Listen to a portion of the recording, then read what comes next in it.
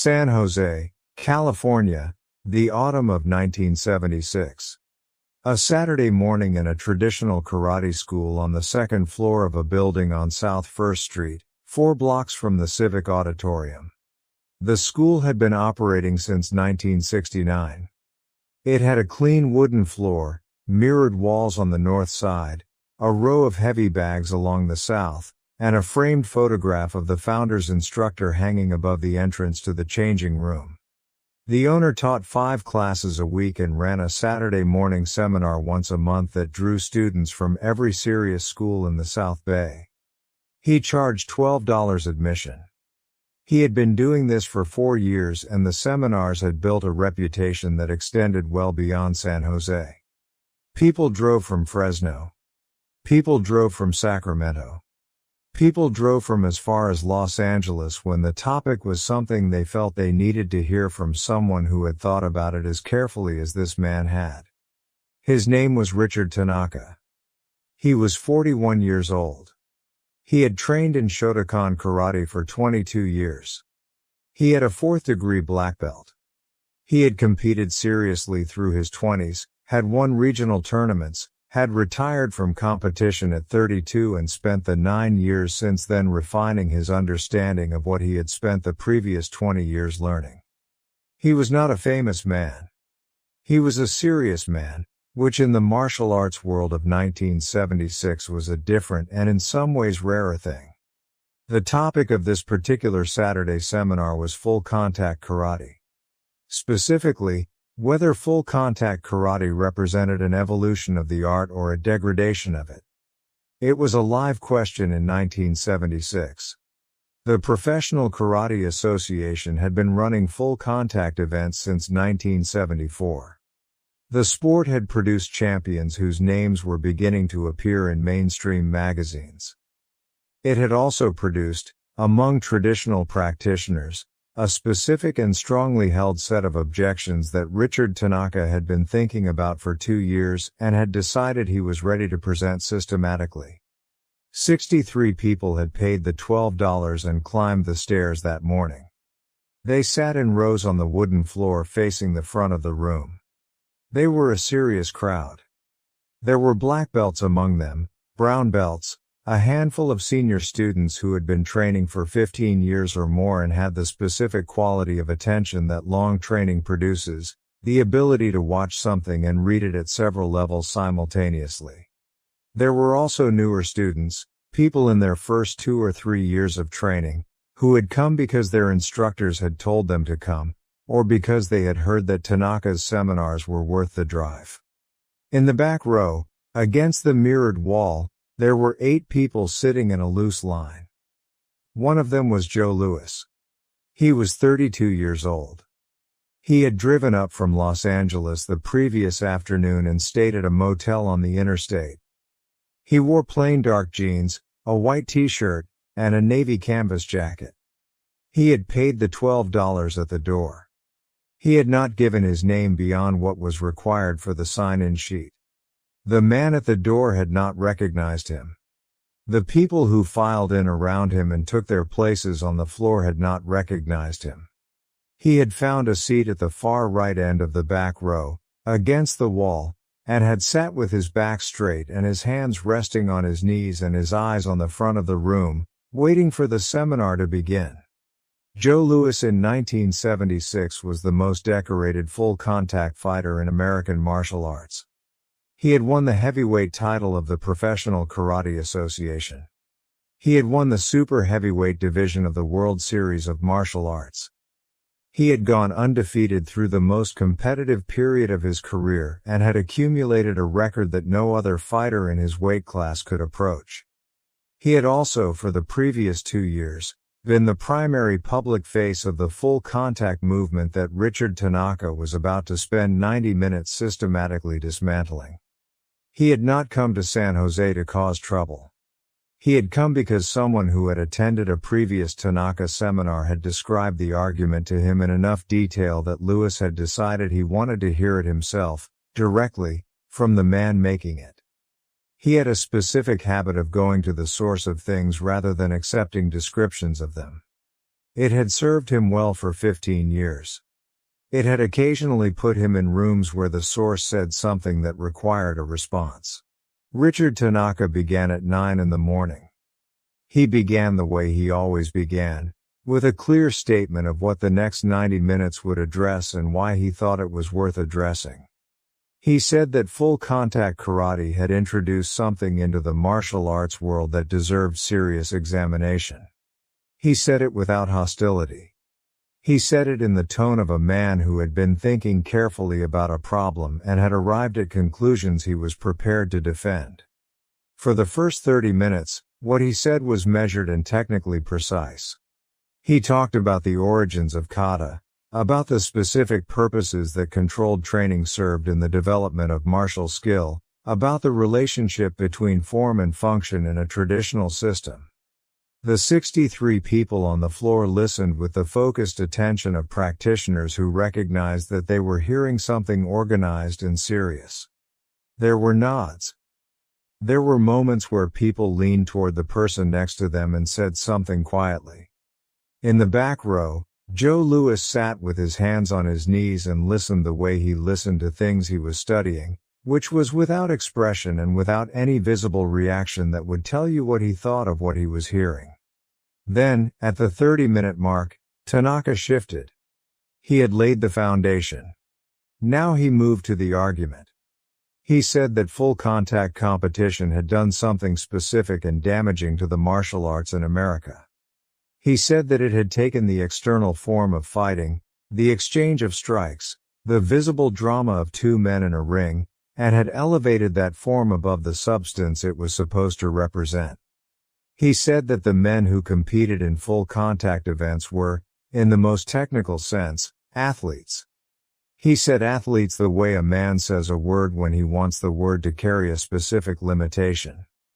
He said that athletic excellence and martial skill were related but not identical, and that the confusion between the two was producing a generation of practitioners who could score points and absorb punishment but could not do the thing that martial training had always been designed to produce, which was the ability to end a real confrontation with economy and precision. He said this carefully. He said it with citations from the classical literature of Japanese Budo.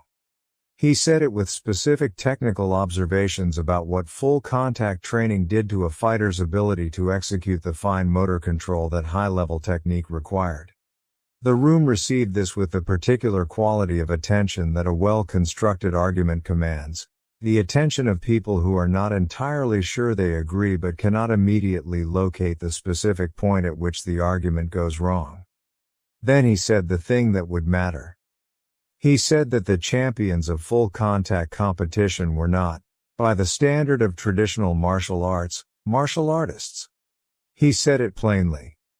He said that they were talented, that they were physically exceptional, that they had trained hard and competed seriously, but that what they had built through that process was a specialized athletic skill set that had been mistaken, by the public and by themselves, for something deeper. He said that if any of the current full contact champions were to engage a senior practitioner of a serious traditional system in a real situation, they would discover this distinction in a way they had not anticipated. He did not name names. He did not need to name names.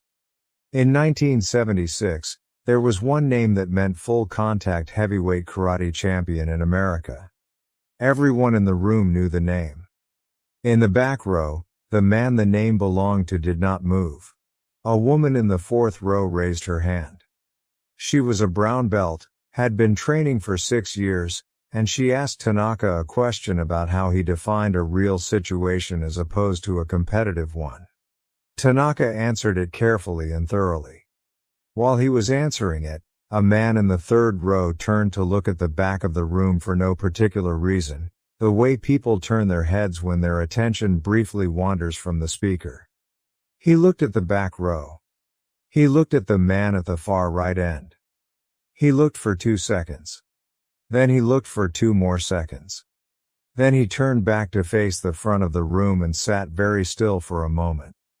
Then he turned to the person sitting next to him and said something in a voice low enough that only the people immediately around him could hear it. But the people immediately around him were enough. The information moved through the room the way information moves when it is the kind that changes the meaning of everything that has been said in the previous hour. It moved in a wave, seat by seat, row by row, from the third row backward. Heads turned. People looked at the back row and then looked away and then looked again. Richard Tanaka was still answering the question from the brown belt. He had not yet seen what was happening in the rows behind the questioner. He finished his answer. He looked up. He saw 62 faces turned toward the back of the room. He followed their gaze. Joe Louis was already standing. He had stood up the way a man stands when he has decided what he is going to do and is doing it without performance or hesitation. He was 6 feet tall in the plain dark jeans and the white t-shirt and the navy canvas jacket, and he stood at the back of the room with his hands at his sides and his weight even on both feet and his eyes on Richard Tanaka with the specific quality of attention he brought to things that required a response. He did not raise his voice. He said that he had found the seminar very interesting. He said it in the flat, informational tone of a man who means exactly what he says and nothing more than what he says. He said that he had a question about the distinction Tanaka had drawn between athletic skill and martial skill. He said that he wanted to understand where, specifically, Tanaka believed the boundary between the two categories fell. Richard Tanaka looked at Joe Louis for a long moment. The specific long moment of a man whose mind is processing two things simultaneously. The content of the question being asked, and the identity of the person asking it. His face moved through the same sequence of expressions that faces move through in that situation. Recognition arriving in stages, like a photograph developing. The first stage was the simple visual identification, the match between the face in front of him and the face he had seen in magazines and in the promotional materials for Professional Karate Association events. The second stage was the backward application of that identification to everything he had said in the previous 60 minutes. The third stage was the specific stillness of a man who has just understood the full dimensions of the room he is standing in. He did not look away from Louis. He said that he was glad Louis had come. He said it in a voice that was steady, the voice of a man who had spent 22 years training himself not to be rattled by what arrived unexpectedly on the floor. He said that the question Louis was asking was exactly the right question and that he would answer it directly. He said that the boundary he was drawing was between training that was designed to produce a specific competitive outcome under specific rules and training that was designed to produce capability that functioned outside any rule set. He said that his argument was not that full contact fighters lacked courage or athleticism or competitive skill. His argument was that those things were not the same as what a martial art was designed to develop. Joe Louis nodded once. He said that he understood the distinction. He said that it was a real distinction and that it was worth drawing. He said that he had spent 15 years trying to build something that existed on the right side of that line, and that the only way he had found to know whether he was succeeding was to test what he was building against people who were not trying to cooperate with it. He said this without aggression. He said it the way a man presents evidence. He said that he was happy to demonstrate what he meant, if Tanaka was willing to give him 10 minutes on the floor. The 63 people in the room had not breathed for the previous 30 seconds. Richard Tanaka looked at Joe Louis. He was 41 years old and he had trained for 22 years, and he was a serious man who had spent his career saying things he was prepared to stand behind.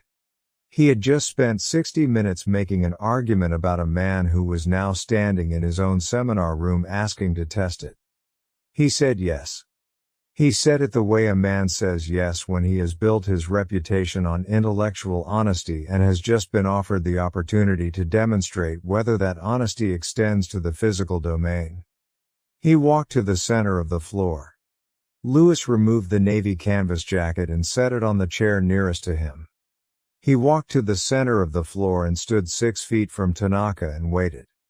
What happened in the next 9 minutes was not a fight. It was a conversation conducted in the language that both men understood better than any other. Lewis moved through 3 exchanges, each one designed to make a specific point about the gap between controlled technique and functional application, about the difference between a trained response and an adaptive one. He did not overpower Tanaka. He did not embarrass him. He showed him, with the careful precision of a man who respects his audience, exactly where the argument he had been making for 60 minutes ran out of road. When it was over, Richard Tanaka stood in the center of his own floor and looked at the man who had driven up from Los Angeles and paid $12 and sat in the back row and listened to 60 minutes of argument about why men like him were not what they believed themselves to be. He said that he owed the room a revision. He said it without qualification. He said that the distinction he had drawn was real but that he had drawn it in the wrong place, and that Joe Louis had just shown him where the right place was. Louis nodded. He picked up the navy canvas jacket from the chair. He walked to the back of the room. He sat back down in his seat at the far right end of the last row. Richard Tanaka stood at the front of the room for a moment. Then he continued the seminar. He had 30 minutes remaining on the schedule. He used them to rebuild the argument from the correct foundation, incorporating what the previous 9 minutes had shown him, in front of 63 people who had come for a seminar and received something that could not be scheduled or planned or charged for at the door. The men and women who had been in that room that morning told the story for the rest of their training lives. They told it the way witnesses tell stories that contain something they are still working out. They told it because what they had seen was a man drive 400 miles to sit quietly in the back row of a room where someone was wrong about him, and to wait, and to listen to all of it, and then to stand up and ask a question, and to be willing to let the floor say what the words could not. That was the part they never forgot. Not the 9 minutes in the center of the room. The 2 hours before it. The patience. The drive north.